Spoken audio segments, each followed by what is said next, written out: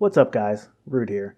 Surely by now everyone knows that Ganyu's out. She's an incredible DPS. I've been working to try to get her up to speed with the rest of my compositions because her coming into the game really opened up a pretty unique comp that I've never tried before. Now I'm not going to say that everyone can just easily roll her and hit numbers like mine because I do have a bit of investment in my Ganyu already. She does have an Ammo spell that I had sitting on my account since launch, a 4-piece cryo set that I was working on, I was using on my Kaya, and as of this morning she is C1 and level 80 plus thanks to a little bit of help from my friend. But a lot of what I'm working towards in her build is super accessible, and I think anyone can run this build and find similar results. So before we get started, I just want to talk about the comps real quick. Now obviously I have Mona and she's not super easy to obtain like other characters, but I have Xingqiu and my other UngaBunga DPS comp, so I'm pretty limited as far as Hydro applications for this comp goes. And Mona's burst works really well with basically everything in Ganyu's kit anyway. Stellaris Phantasm is an incredibly powerful ult just because of how strong Omen debuff is in this game, and if you have a Mona, I absolutely think you should be using her with Ganyu if you plan to do any type of freeze composition. Now I know Jinx and Tuner said that Mona isn't very good with Ganyu simply because she doesn't apply enough Hydro to keep enemies frozen for longer than like 2 charge shots at max, and they're right about that, but that doesn't discount how great Mona is with Ganyu, and I don't believe Ganyu's charge shot is all that there is to her kit. Her ult provides a lot of value as well, and Stellaris synergizes with Ganyu's ult super well in my opinion. You'll see why later in the video. Also, I do have Mona C1, so lucky me. That does increase the duration of how long enemies are going to be frozen by like 15%. Now, I know Sucrose is extremely strong. I have her C6 because I pulled her like 25 times trying to get C6 Noelle on Klee Banner, which honestly made me hate this character, so I never really built her. I'm just using some artifacts that were on my Animo MC right now, and I have her wearing the R5 Dragon Slayer at like level 1, just so she can be a buff bot to either Mona or Ganyu. It depends on which one I swap to by accident. The debuff of the VV set really helps the incoming damage from Ganyu's ult in this comp, as well as Ganyu's charge shots, so that's why she's here.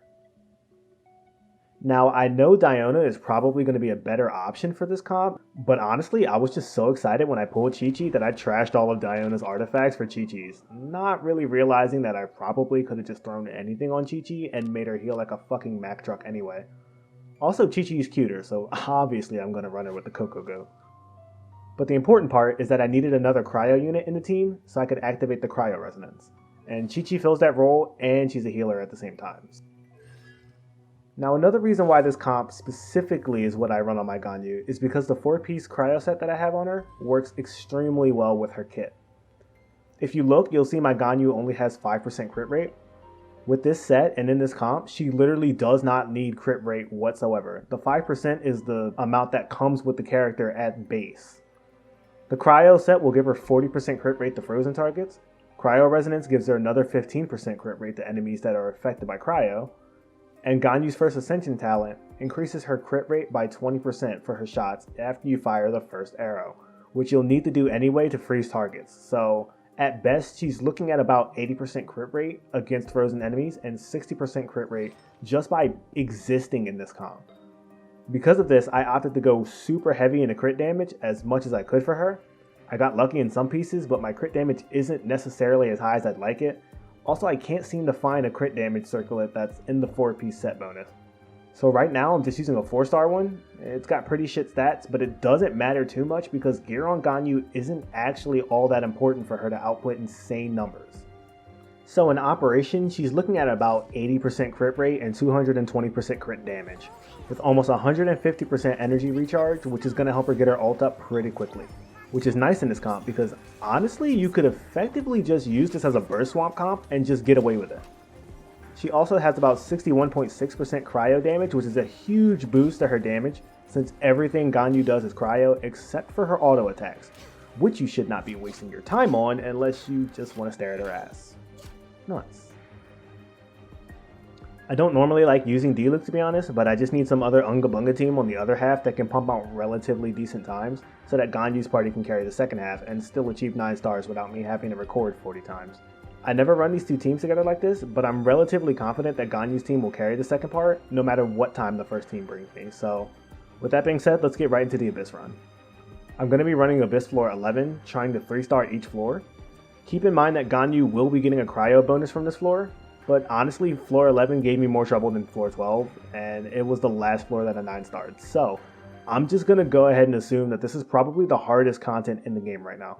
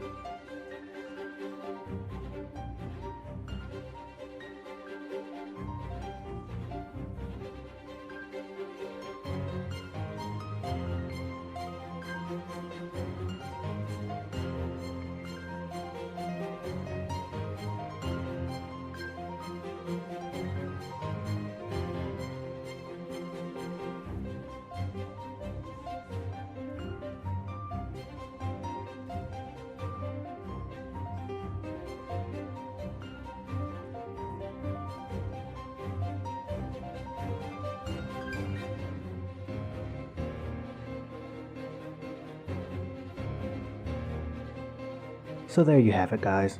I'm going to include a bit of footage showing my artifacts at the end of the video for both teams as well, but I really hope this video shows that the 4-piece Blizzard Strayer is actually incredibly powerful for Ganyu, and freeze comps are viable on her. You don't need to make shotgun melt comps or run Wanderer's Troop to hit high damage on her. It's basically inherently built into her kit. I hope you guys liked this video. Don't forget to smash that like button. It really does help me out here since I am new to YouTube and I am new to streaming. So any interactions on my videos really does help the channel. I'm also going to try streaming on Twitch at twitch.tv/rudexii. So if you guys want to see me run content and raise characters live, I will be doing that over there. Be sure to give me a follow there if you're interested. And I will be focusing on Genshin Impact content in the future and doing a bunch of different showcases and different builds as well. So if you're interested in seeing what different characters can do, go ahead and hit that subscribe button. Ring the bell so you won't miss new videos when we go live. With all that said, I've been Rude. I'm out of here.